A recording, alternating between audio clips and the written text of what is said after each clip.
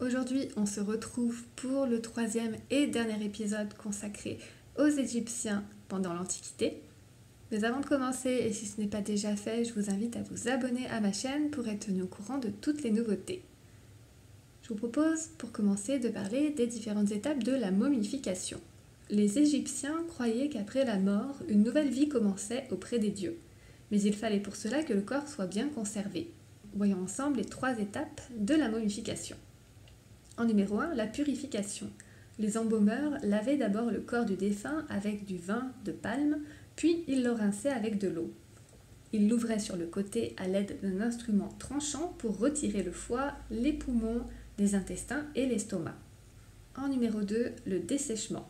Le corps était ensuite de nouveau lavé, puis rempli avec des plantes aromatiques et du sable ou de la sciure. Pour en éliminer l'eau, les embaumeurs le recouvraient de natron, un produit à base de sel. Le corps baignait dans cette substance pendant 40 jours. Et en numéro 3, l'emmaillotage. Lorsque le corps était bien sec, les prêtres l'entouraient de bandelettes de lin enduites de résine. Ils glissaient des amulettes entre les bandes pour favoriser sa renaissance dans l'au-delà. Sur le visage, un masque peint complétait la parure du défunt. Les organes étaient conservés dans des vases appelés canopes. Les prêtres les plaçaient dans le tombeau à côté du corps. Ces récipients étaient décorés de diverses manières, avec des têtes d'animaux représentant des dieux, par exemple. Il était important que les organes demeurent avec la momie. En effet, dans l'esprit des Égyptiens, le défunt pouvait ainsi de nouveau manger et respirer. Le traitement de faveur du pharaon. Une fois momifié, le corps du pharaon voyageait plusieurs jours sur le Nil à bord d'une barque pour que son peuple l'honore. La momie était accueillie par un grand prêtre. Celui-ci lui ouvrait la bouche avec un doigt d'or pour libérer l'esprit du défunt appelé le Ka. La dépouille était ensuite déposée dans un cercueil de bois peint, puis un cercueil de pierre. À côté, les prêtres disposaient un recueil de prières et de formules magiques appelé le livre des morts. Ils complétaient les offrandes par de la nourriture, des bijoux et des meubles. Ces objets étaient indispensables à la vie du souverain dans l'au-delà. Des animaux à la fois sacrés et utiles. Les bords du Nil abritaient autrefois une faune plus variée qu'aujourd'hui. Les Égyptiens s'en inspiraient pour les sculptures et les peintures, mais ils les utilisaient aussi comme animaux de compagnie pour se nourrir, travailler ou encore honorer les dieux. Les Égyptiens observaient beaucoup la nature. Le lever et le coucher du soleil, la naissance et la mort, mais aussi les comportements et les expressions des animaux. À leurs yeux, chaque animal incarnait une ou plusieurs qualités humaines. Par exemple, l'ibis représentait la sagesse et le savoir, tandis que le lion représentait la force. Les Égyptiens pêchaient des poissons du Nil ou chassaient pour compléter leur repas composé de céréales. Dès 6000 ans avant Jésus-Christ, ils tentent d'apprivoiser un certain nombre d'animaux, comme la gazelle et la hyène, mais sans succès. Ils ont plus de chance avec le porc, la chèvre et le bœuf. Le premier était consommé par les pauvres. Quant au bœuf, sa viande était un mets de choix. Seuls les plus riches et le pharaon en mangeaient. Le chien et le chat étaient des animaux de compagnie préférés des Égyptiens de l'Antiquité. Ils vivaient dans les maisons. Leurs maîtres leur donnaient des noms souvent portés par des humains ou inspirés de la couleur de leur pelage ou de leur taille. Ils leur mettaient également des laisses et des colliers. Les animaux aidaient les hommes dans leur vie quotidienne. Les bœufs tiraient des charrues, les singes récoltaient les dattes en haut des palmiers, les chats chassaient les rongeurs nuisibles, les chiens aidaient à la chasse ou surveillaient les maisons et les frontières, les porcs étaient lâchés dans les champs pour enfouir les semences, quant aux chevaux, on les élevait pour tracter les chars des soldats. Sacrifiés en l'honneur des dieux. On élevait les animaux pour les offrir aux dieux. Le bœuf était particulièrement recherché. On a retrouvé beaucoup d'offrandes de morceaux de bœuf dans les temples. Des pattes, des têtes ou encore des cœurs. Les Égyptiens sacrifiaient aussi beaucoup de chats, en l'honneur de la déesse Bastet. Ils voyaient dans les animaux des manifestations des dieux, et comme les divinités, ils pouvaient être maléfiques ou bénéfiques. Par exemple, quand un hippopotame piétinait les cultures, c'était en réalité Seth, le dieu, qui exprimait sa colère destructrice. A l'inverse, l'hippopotame devenait protecteur quand les artisans faisaient l'incarnation de la déesse Touéris, symbole de la fécondité. Des animaux momifiés comme les humains. Les fouilles ont révélé que les Égyptiens momifiaient les animaux par centaines de milliers. Toutes sortes d'animaux étaient concernés. Les ibis, les chats, les faucons, les taureaux, les béliers, les crocodiles, les chiens, les poissons, les serpents, les musaraignes ou encore les mangoustes. Les Égyptiens agissaient ainsi pour deux raisons. Soit pour garder leurs animaux de compagnie auprès d'eux dans leur vie dans l'au-delà, soit pour communiquer avec les dieux par l'intermédiaire des animaux. Des symboles du pharaon. Les Égyptiens espéraient s'approprier la puissance et la protection des animaux qu'ils craignaient. Plusieurs d'entre eux sont associés au roi d'Égypte, comme par exemple le cobra. Ce serpent se dresse et dilate son cou quand il se sent menacé. Sa morsure est mortelle.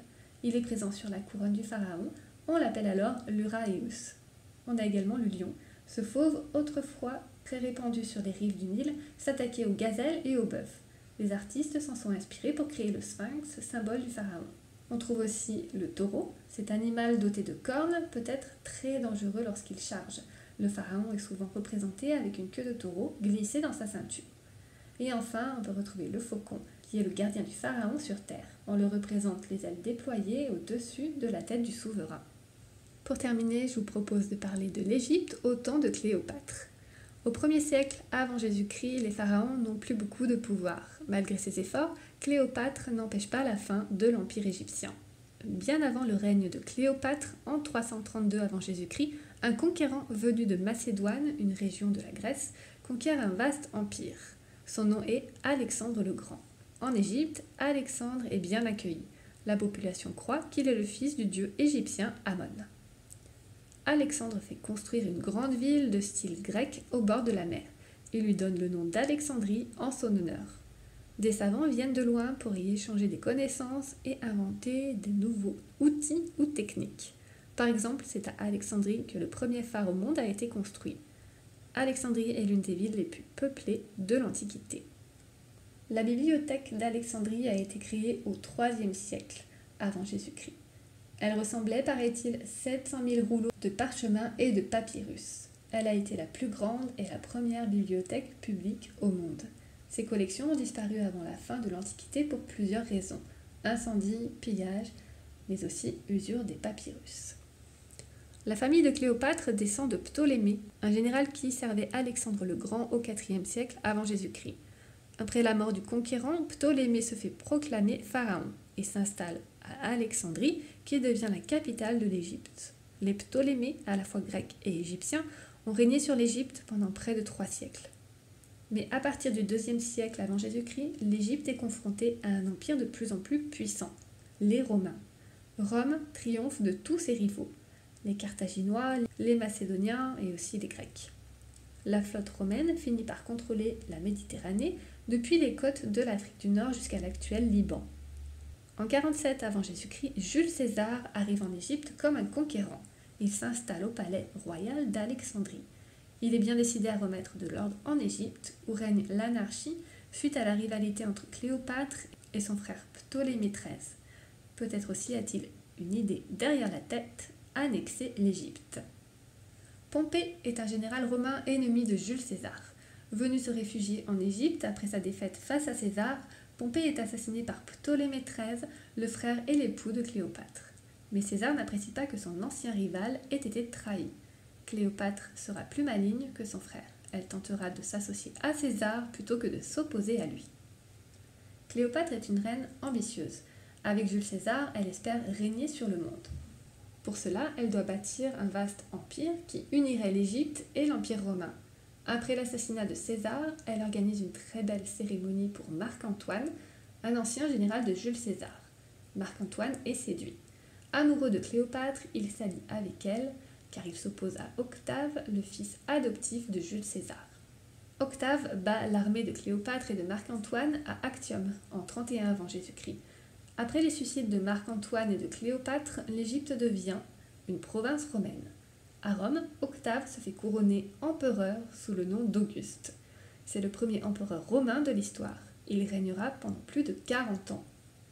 Les enfants de Cléopâtre. La dernière reine d'Égypte a eu 4 enfants. Césarion, le fils de César, puis Alexandre, Cléopâtre c'est l'aîné et Ptolémée Philadelphe. Césarion, héritier légitime de l'Empire romain et de l'Égypte, fait peur à Octave. Après la mort de Cléopâtre, il fait assassiner le jeune garçon. Les 3 enfants de Cléopâtre et de Marc-Antoine auront la vie sauve. Cléopâtre était une femme savante et coquette. Elle a reçu une éducation très soignée. Elle parlait une dizaine de langues, le grec, l'araméen, l'arabe, le perse ou encore l'hébreu. D'après le médecin grec Galien, elle aurait même rédigé un traité sur les produits de beauté de son époque. Vénérée comme une déesse. Pour les Égyptiens, les pharaons étaient des demi-dieux, et Cléopâtre n'échappe pas à cette tradition. Sur l'île de Chypre, où vivaient surtout des populations grecques, elle était associée à Aphrodite, la déesse grecque de la beauté et de l'amour.